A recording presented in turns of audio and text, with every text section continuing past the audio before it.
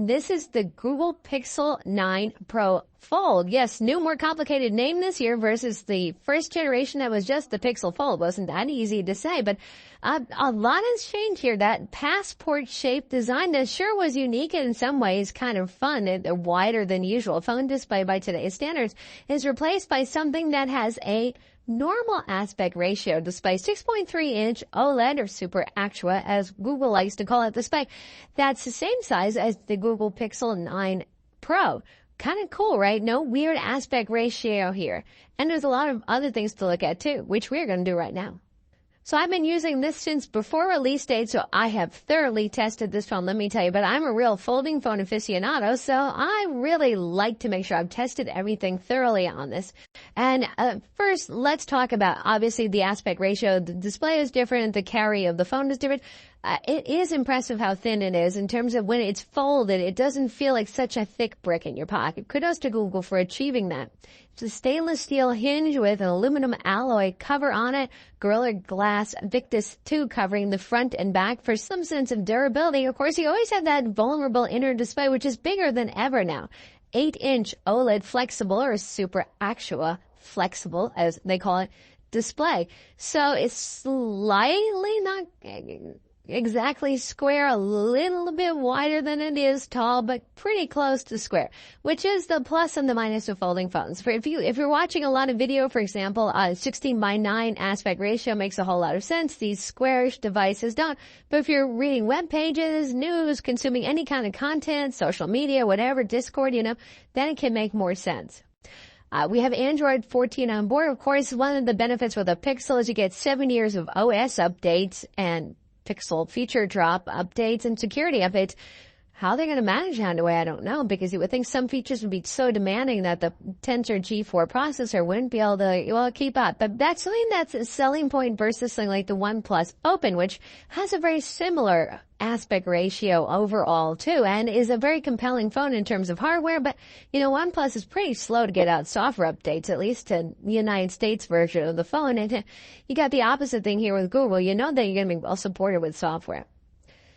The processor is another, it's not just a weak point because it's adequate, honestly, but the Tensor G4 processor is still, Google Tensor processors are not as fast as the Snapdragons are used in other phones and even the latest MediaTek high-end processors, but it is well optimized for AI. And since AI is the big buzzword for 2024 and Google Gemini Advanced is included for 1 year, so you save like $239, and Google's AI feature package, which includes 2 terabytes of storage, it handles that stuff really well. I don't see it bogging down at all compared to any high-end Snapdragon phone. But if you're like a hardcore gamer and that sort of thing, and you really want the most in performance, this isn't going to be it. So the phone has 16 gigs of RAM. Yay, that's good. And you can get it with 256 or 512 gigs of storage. We're going to go up to 1 terabyte here. And of course, there's no micro SD card slot because Google don't do that sort of thing. For the 5G, at least there is both a nano SIM card slot and an eSIM. Happily, it does run cooler and have longer battery run times compared to the previous generation, and particularly heat was a pain point with previous Tensor processors. Not now. It doesn't get hot to the touch. It doesn't, the minute you go out in the sun, it doesn't say, oh, I'm getting too hot, I can't do anything anymore. So that is improved here.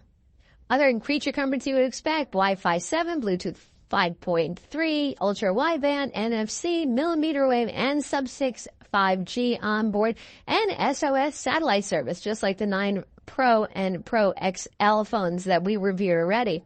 So if you're out in a place with no cell coverage or Wi-Fi coverage whatsoever, which, if you go hiking in mountains, that could happen, you can do satellite messaging, for example, to say, help me, I've fallen and I can't get up.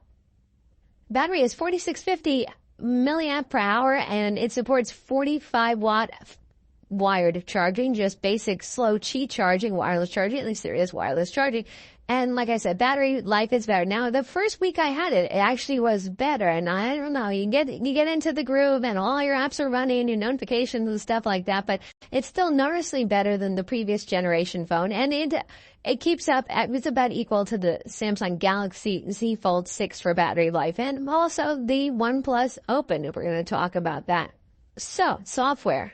Google has done much compared to the first generation. When the first generation Pixel Fold came out, there was hardly anything to make use of that bigger screen. Now they've got that side-by-side window experience going on. They do split pane for things like messages and Gmail. If you rotate the phone anyway in Gmail, you'll get split pane messaging. So I was surprised to see, actually, when thinking back to where it was with the original Fold, that there's actually more going on here. And honestly, for me, split screen is enough. But some people want to have 3 apps going and all that sort of thing. And of course, the Galaxy Z Fold 6, the 6th generation of that product, has even more mature software and more features. So Google has some catching up to do there. But, other than the fact that when you use apps like Reddit, I mean, there's some apps that just never seem to adapt to higher resolution displays. You're just looking at the same thing you could see on a standard candy bar phone, only stretched bigger, and you're like, why? It's not the Pixel's fault, though. Mind you, it's the state of Android and folding phones now. But a lot of apps do take advantage of the bigger screens, and certainly most games are aware and do scale nicely, so they look awful good on this. Finally, there's the cameras. Now you're not going to get the same camera hardware you do on the Pro 9 and Pro 9 XL. This is just the way things are. So with folding phones, to keep them from being even heavier and thicker. I mean, in the case of this one, it is thin, but it weighs 9.1 ounces, which is like 257 grams. This is a heavy phone, people. Anyway, you've got a 48 megapixel main camera, f1.7 lens, and honestly, thanks to Google's computational photography and the tuning of the hardware to match what they can do with software, I still really like the pictures. Yeah, I don't look at the pictures I take with this and go, oh man, iPhone 16 Pro or Pixel 9 Pro immediately. They're really nice looking on. Now they give the Galaxy Z Fold 6 a run for the money. And even the OnePlus Open, whose cameras are good, but they're not consistent. So sometimes they get weird exposure, too much contrast and stuff like that. This is very consistent. The ultra wide and the 5X telephoto are not high resolution cameras. You're talking around 10 megapixel or so. So, you'll hit limitations there in terms of absolute resolution of the photo, but again, they look pretty good, and even sample video, and it looks nice. I don't think most people are going to use this phone and say, I feel like I have crappy cameras. Far from it. And of course, you get the Gemini features and AI and Magic Eraser and all that sort of thing, so you're good there if you're into those AI features. So that's the Google Pixel 9 Pro Fold for 2024. And because of the aspect ratio of the main display on the outside, I really like it. It doesn't feel awkward the way the Galaxy Z Fold 6 does.